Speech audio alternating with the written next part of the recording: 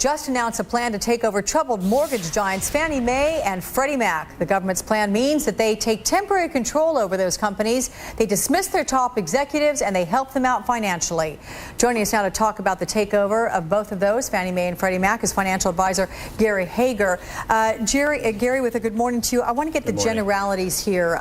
Generally speaking, will this move give a boost to the housing market immediately? Yes. At very least emotionally. What it's going to do is it's going to state unequivocally that the government is behind the housing bailout. And I applaud it. I think it's spectacular.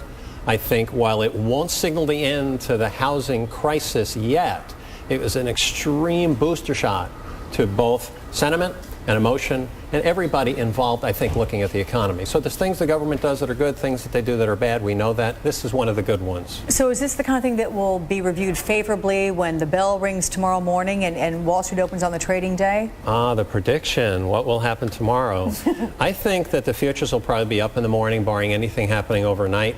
There's a lot of pieces in place right now to start an upleg in the overall equity market, at least as the U.S. market is concerned. But I caution everyone, it's still the end of the bear market that we're dealing with. So I believe any rallies that we're going to get off of this are going to be short-lived.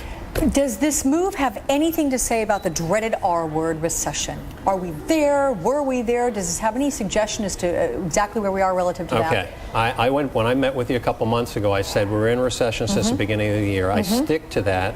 And the confirmation, the last nail in the recession coffin occurred on Friday when unemployment came in at 6.1%. which really surprised a lot of people. The 6.1 number is a big number.